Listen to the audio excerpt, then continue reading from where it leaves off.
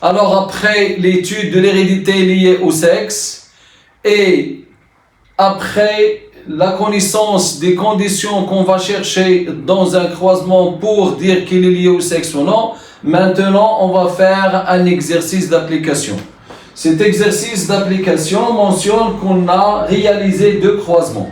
À savoir, le premier croisement a été réalisé entre une femelle sauvage pure aux yeux rouges avec un mâle muté et de race pure aux yeux blancs.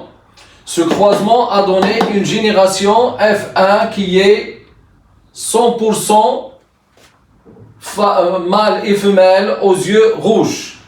Le deuxième croisement, il a été réalisé entre une femelle sauvage pure aux yeux blancs et un mâle muté pur aux yeux rouges. Ce résultat, ce croisement, a donné une génération F'1 composée de 50% de mâles aux yeux blancs et 50% de femelles aux yeux rouges. Alors, avant de commencer la réponse à nos questions, on va voir les termes sur lesquels on va se baser et qui vont nous aider à faire l'analyse ou bien à résoudre notre exercice. Alors la première des choses, toujours, on doit souligner si on nous a donné la pureté de la race des parents. Donc, dans mon brouillon, je vais écrire que les parents sont de race pure. Dans les 2 croisements, dans le premier croisement et dans le second croisement, c'est-à-dire que les parents sont de race pure. Et la première loi de Mendel stipule que si les parents sont de race pure, alors la première loi doit être vérifiée. Alors pour le premier croisement, on a une génération qui est 100% homogène. Les individus de cette génération prennent tous les yeux rouges. Donc, pour l'analyse de ce croisement, on peut stipuler les 4 étapes qu'on a déjà mentionnées dans la méthodologie d'un monohybridisme et on va suivre les 4 étapes déjà mentionnées dans la méthodologie de raisonnement ou bien d'analyse du premier croisement dans le cas du monohybridisme. Alors pour le second, on a les parents sont de race pure et la génération elle est hétérogène. On a mentionné avant que si on a cette condition, on peut dire que le gène étudié est lié au sexe, car les parents sont de race pure, la première génération F'1 est hétérogène, donc dans ce cas, on a l'exception de la première loi de Mendel. Par la suite, on peut dire que le gène est lié au sexe. Avant de passer aux questions, j'ai des notions que je vais utiliser pour savoir comment raisonner mon exercice. Alors, on va passer aux questions. La première question stipule que, ou bien nous demande de donner le nom à ces 2 croisements. Alors, on voit que les parents du premier croisement, et on va comparer les phénotypes. La femelle du premier croisement porte un phénotype rouge et la femelle du deuxième croisement porte des yeux blancs. C'est-à-dire que la couleur rouge que la femelle prend dans le premier croisement, elle est donnée au mâle du deuxième croisement. Et la couleur blanche que porte le mâle du premier croisement est donnée à la femelle du deuxième croisement. Donc on peut dire que les phénotypes sont inversés, phénotypes des parents sont inversés dans ces 2 croisements. Par la suite, on dit que ces 2 croisements sont deux croisements inverses ou bien réciproques. Donc on va écrire comme réponse à la question, premièrement, donc on observe que les phénotypes des parents dans les 2 croisements sont inversés. Donc, Ces deux croisements sont, donc ce sont, donc, ces deux croisements sont dits, ou bien sont nommés, croisement réciproque, ou bien croisement inverse. Croisement réciproque.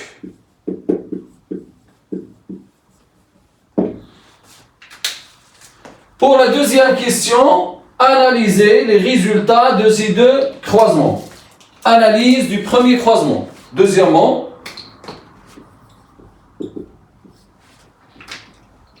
analyse.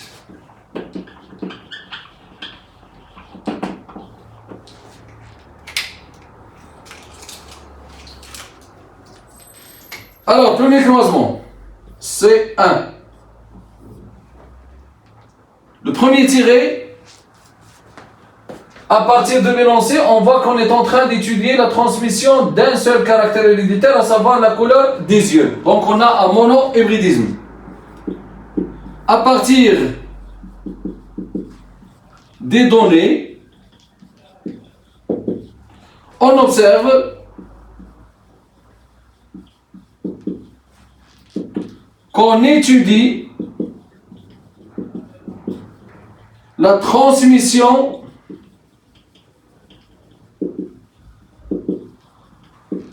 d'un seul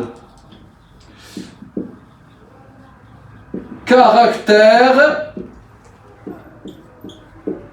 héréditaire. Donc, on a un mono-hybridisme.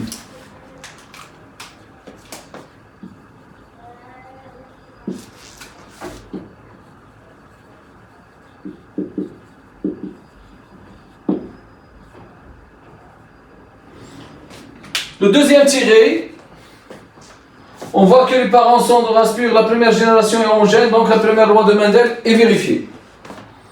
F1 est homogène, c'est-à-dire 100%, rouge, yeux, rouge.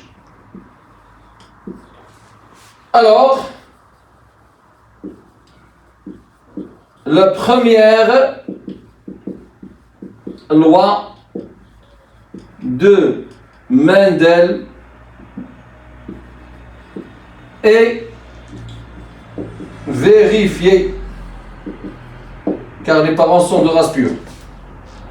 Le troisième tiré, on va comparer, voici le premier, le second, le troisième. Troisième tiré,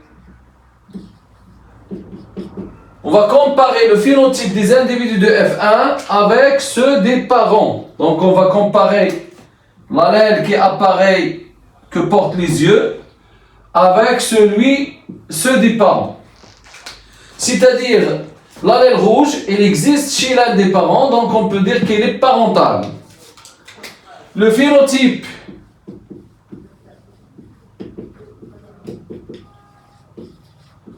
des individus de F1 est parental, donc on a une dominance complète. Une dominance complète de l'allèle rouge sur l'allèle blanc, c'est-à-dire on a croisé le blanc et le rouge et on a obtenu à la génération F1 le rouge et le blanc n'a pas apparu, c'est-à-dire qu'il est récessif. Donc les symboles ils sont mentionnés dans l'énoncé en utilisant les symboles grand R, petit r pour l'allèle rouge et grand B, petit b pour l'allèle blanc, c'est-à-dire dans le cas celui qui est dominant, on va lui donner la majuscule et celui qui est récessif, on va lui donner minuscule. Symbole des allèles. L'allèle responsable de la couleur rouge est dominant l'allèle responsable de la couleur rouge est dominant, deux points, on va lui donner un grand terme. Et l'allèle responsable de la couleur blanche est récessif. On va lui donner un petit B.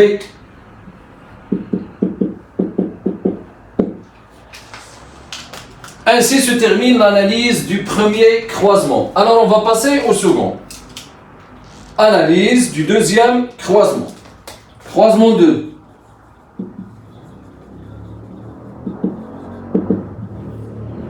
Alors pour le croisement 2, on voit aussi que les parents sont de race pure et la génération est hétérogène.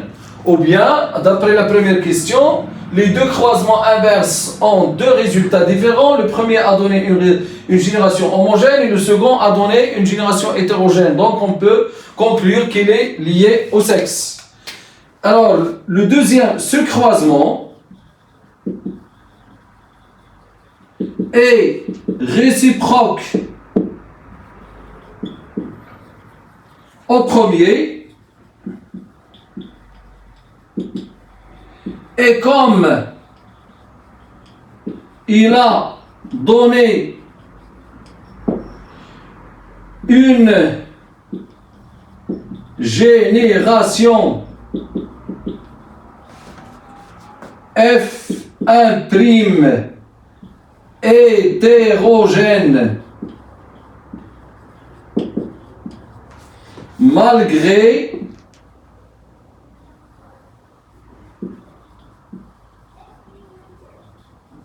la pureté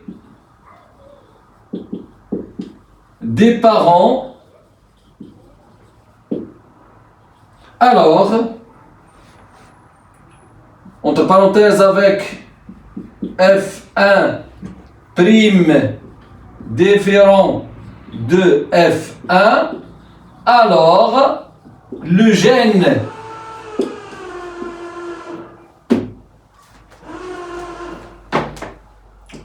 gène étudié est lié au sexe. Et comme les allèles blancs et rouges apparaissent à la fois chez les mâles et les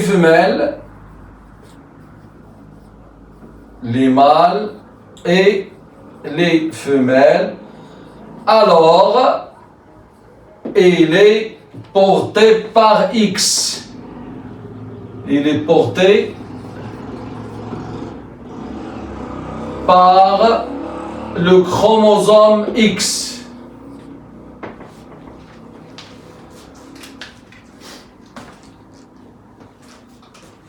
Maintenant, je vais effacer cette partie.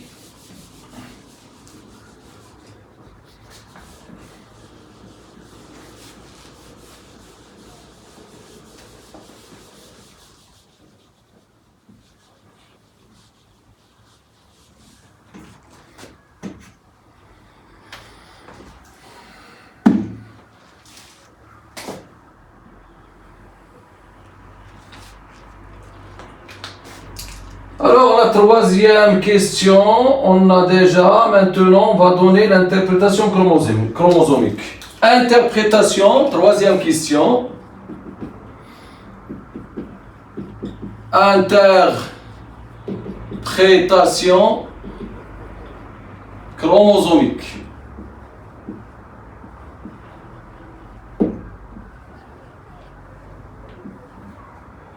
croisement 1, C1.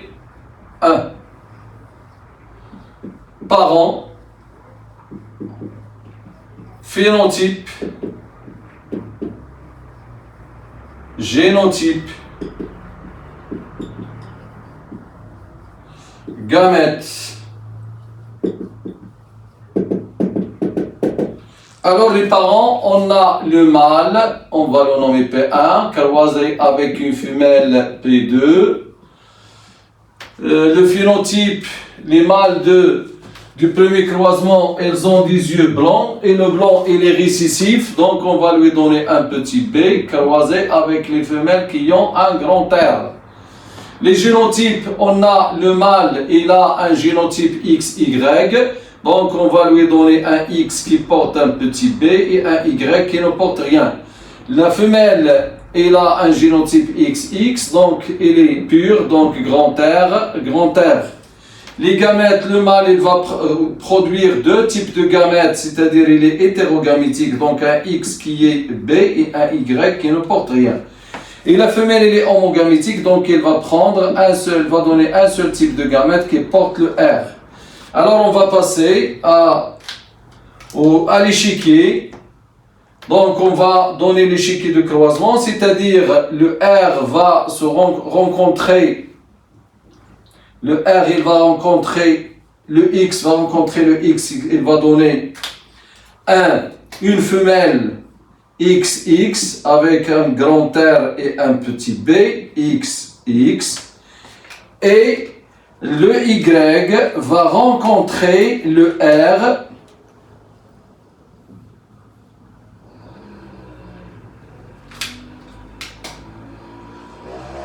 pour nous donner un X qui porte grand R et un Y qui ne porte rien. Donc ici, on a des femelles avec un phénotype grand R. C'est une femelle. Et ici, c'est un mâle. Les mâles et les femelles ont le même phénotype. Donc, la femelle avec un grand R et le mâle aussi, il a un grand R. C'est-à-dire, on a 100% mâle et femelle avec des yeux rouges. Donc on peut dire que le résultat théorique, il est compatible au résultat expérimental. Donc, le résultat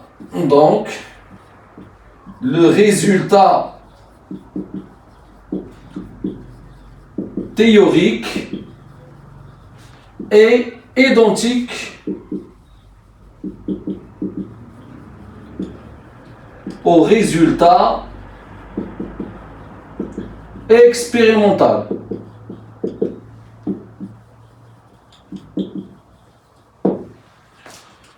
On va passer au second croisement pour lui donner son interprétation chromosomique.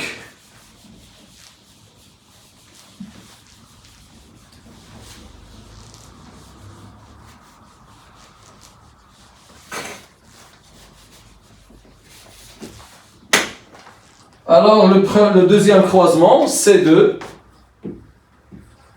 toujours parent, phénotype,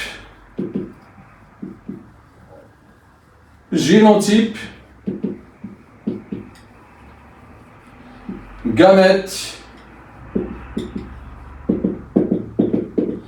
Alors, on a P1 qui est mâle, croisé avec P2 qui est femelle. Donc les mâles du deuxième croisement, ils portent des yeux blancs, des yeux rouges, et les femelles portent des yeux blancs. Alors, on a inversé les deux phénotypes, c'est-à-dire génotypiquement le mâle il porte toujours un XY, donc grand R Y qui ne porte rien, et la femelle il est homogamétique, c'est-à-dire il est pur, elle va prendre XB. Le mâle toujours produit deux types de gamètes différents car il est hétérogamétique, X qui porte grand R avec Y qui ne porte rien.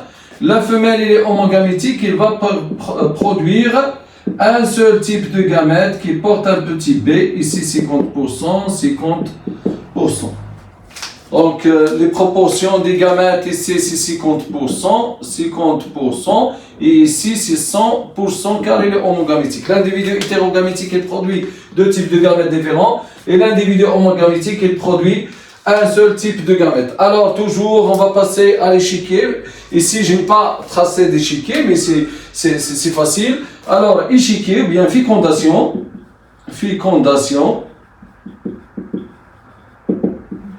Ici, c'est la fécondation.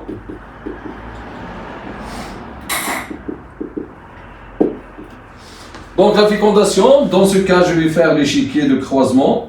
C'est la même chose que ce que j'ai fait dans le premier croisement. Alors, on aura le mâle qui produit deux gamètes ici, et la femelle qui produit ces gamètes ici, X avec un grand R et Y qui ne porte rien, et le X qui porte le petit b. Donc, XX avec un grand R et un petit b, et ici, X avec un petit b et Y. Alors, phénotypiquement, on aura ici une femelle avec un phénotype rouge et ici un mâle avec un phénotype petit b. C'est-à-dire 50% de femelles aux yeux rouges et 50% de mâles aux yeux blancs. Donc, de la même façon, les résultats expérimentaux est conforme aux résultats théoriques qu'a donné l'échiquier de croisement. La quatrième question, il se demande quel sera le résultat des croisements de ces deux individus. Alors, on va donc, comme réponse à cette question, on va faire l'interprétation chromosomique. Alors, comme vous voyez, lorsque le gène est lié au sexe, la notation, on doit désigner le mâle et la femelle pour connaître lequel des individus à qui on va donner le XY et lequel qui va porter le XX. Toujours les femelles elles portent le XX, les mâles ils portent le XY dans ce type d'individu ou bien d'êtres vivants, mais il y a des êtres vivants comme les papillons, les poulets, les pigeons, le ver de soie. On donne, la femelle elle est hétérogamétique et le mâle est homogamétique. Prochainement on va faire un exemple pour donner cette spécificité de ce type d'être vivant. Alors on va passer à la quatrième question. La quatrième question, on va donner l'interprétation chromosomique de le croisement auquel ils attendent les résultats, c'est-à-dire le croisement des individus de F'1. Alors quatrième question, parents, on a F1' mâle croix F1' femelle. Phénotype. Le phénotype des mâles, c'est le petit b. Et le phénotype des femelles, c'est le grand R. Alors, le génotype. Le mâle XY. Le X porte le petit b, le Y ne porte rien. La femelle X grand R X petit b, il est hétérozygote car il est hybride. Les gamètes, le mâle va produire deux types de gamètes avec 50% chacun, X petit b avec Y qui ne porte rien. Et la femelle aussi, il va produire deux types de gamètes, à savoir le X petit b et le X grand R. Fécondation, on va réaliser cet échiquier de croisement. Le mâle va donner les deux types de gamètes X petit b, Y. La femelle va donner X grand R, X petit r. Lorsque le X grand R de la femelle rencontre le X grand petit b du mâle, il va donner une femelle aux yeux rouges. Et lorsque le X grand R de la femelle rencontre le Y, il va donner un mâle aux yeux rouges. La femelle, le X de la femelle qui porte le petit b, lorsqu'elle rencontre le X du mâle qui porte le petit b, va donner une femelle aux yeux blancs. Et le X petit b de la femelle, lorsqu'elle rencontre le Y, il va donner le mâle aux yeux blancs. Donc le résultat final, c'est 25 femelles aux yeux rouges, 25 femelles aux yeux blancs, 25 mâles aux yeux rouges et 25% de mâles aux yeux blancs. Ainsi, notre science prend fin. J'espère que vous avez très bien compris l'hérédité liée au sexe et mémoriser les conditions qu'on va chercher dans les exercices pour confirmer est-ce que ce gène est lié au sexe ou non, ainsi que la méthode à suivre pour dévoiler la dominance et lequel des allèles est dominant, ou bien est-ce qu'on a une dominance complète ou bien une codominance. Merci et à la prochaine séance. N'hésitez pas de m'envoyer et de m'écrire dans les commentaires toutes les questions et les explications que vous voulez savoir et qu'on va traiter prochainement. À la prochaine. لا تنسوا الإعجاب بالفيديو والاشتراك في القناة تشجيعا لنا للعمل بجد ونشر المزيد من الدروس إن شاء الله.